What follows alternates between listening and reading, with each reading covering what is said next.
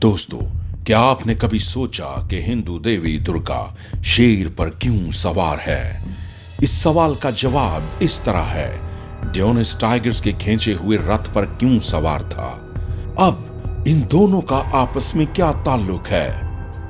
यकीनन कनेक्शन इंसानी तारीख में वक्त की मुद्दत है। दुर्गा एक रूहानी वजूद थी, ताहम वो एक मखसूस वक्त की मुद्दत पर इंसानी दायरे में भी वो ज़ाहिर हुई। दर हकीकत दुर्गा काली की एक और शक्ल है। वो आशूरी मलका सेमरामिस थी, जो समुद्र के नीचे शैतान के ऐबी से निकली हुई पानी की अप्सरा थी। मेरा दावा है कि शैतान समुद्रों से काम करता है। ये सिर्फ इसलिए है कि जब उसने आसमान में यहोवा खुदा के खिलाफ बगावत की थी तो माइकाईल फरिश्ता ने उसे गिरा दिया था।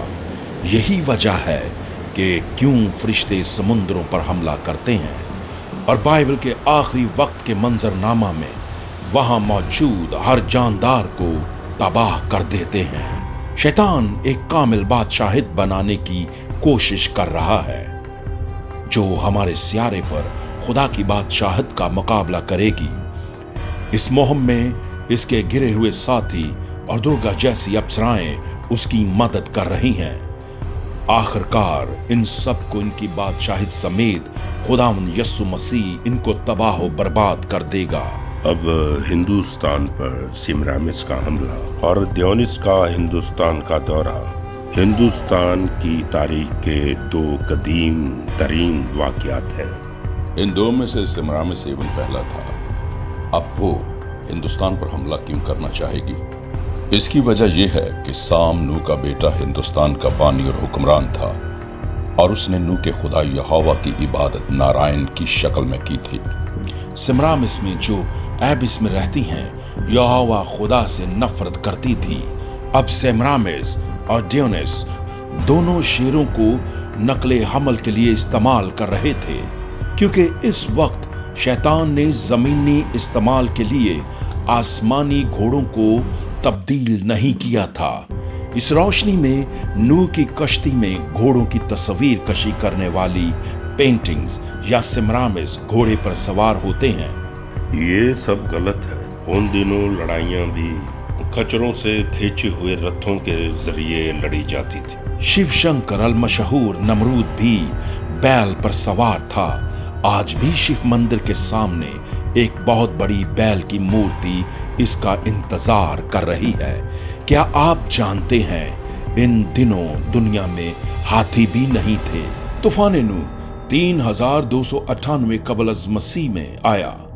पहले के वाक़यात के लिए हम कह सकते हैं सेमरामिस और डियोनिस से मुतल्लिक वाक़यात 3100 कबल अज़ मसीह और 2800 कबल अज़ मसीह के दरमियान रूनमा हुए। अब मैं इन्हें टाइम लाइन पर कैसे रख सकता हूं और कह सकता हूं कि क्या ये सेमरामिस का पहला हमला था? हमारे पास इसके लिए आसारे कदीमा के सबूत मौजूद हैं। तो अजब की बात नहीं। इसकी वजह यह है कि जब सेमरामिस ने शिव शंकर यानी कि नमरूद के साथ ताल्लुकात बढ़ाए और बड़े तरीका के साथ उसे मरवा डाला। इसके बाद नूह ने लिबिया के बादशाह हैमून की मदद से हाम को इटली से निकाल दिया। हाम फरार होकर सिसिली चला गया। इसी दौरान हैमून की बीवी रिया को लमानाथिया के साथ अपने शोहर के खुफिया तल्लुकात और डियोनिस की पैदाइश के बारे में मालूम हुआ। वह हाम द पैट्रियार्क से शिकायत करने सिसिली गई। यहाँ हाम ने रिया को अपनी बीवी के तौर पर रख लिया। जल्दी उसने लीबिया पर हमला करके हैमून को कत्ल कर दिया। इसी दौरान डियोनिस बड़ा हुआ। वो अपने वालिद की मौत का बदला हाम को कत्ल करके लेना चाहता था। उसने मिस्र पर हमला किया, जहां हाम के बेटे उसके बड़े बेटे कूश के साथ थे। लेकिन हाम फरार होकर हिंदुस्तान आया और अपने भाई साम से हिंदुस्तान की बादशाहत छीनने की कोशिश की और उसी वक्त डियोनिस हिंदुस्तान आया। इसमें कुछ वक्त लगा, इसलिए मैं कहता हूं कि सेमरामिस का हमला पहला वाकया था। यह कुछ दिलचस्प डेटा है जो मैं बाइबल की टाइम लाइन को समझने की वजह से आपके साथ शेयर करने के काबिल हूं। बाइबल मुकद्दस वाहद सच्ची गवाह है।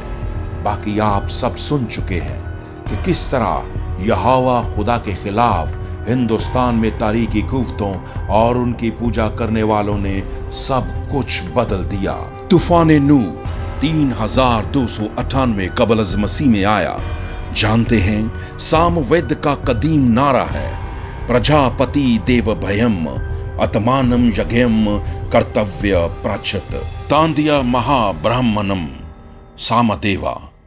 कहा गया है कि खुदाए कदूस खुद हम सब को बचाने के लिए खुद को कुर्बानी के तौर पर पेश करेगा, हमारी कीमत अदा करेगा। यशुआ हमशियाह वो कुर्बानी है जिसका उसने वायदा किया था। वो इसलिए आया ताकि इब्लीस की वो तमाम चीजें जो उसने उल्ट की उन्हें नीस्त करे।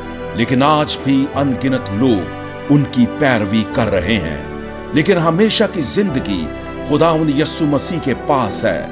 हमें हकीकी खुदाए कदूस हमारे खालिक यहोवा की तरफ ले जाने के अलावा ये बहुत सारे तारीखी वाकयात पर भी रोशनी डालता है और हमें गलत नताइज अखज़ करने और ये कहने में मदद नहीं करता कि ये हमारी तारीख है। देखने के लिए शुक्रिया। जय यशुआ हमशियाह।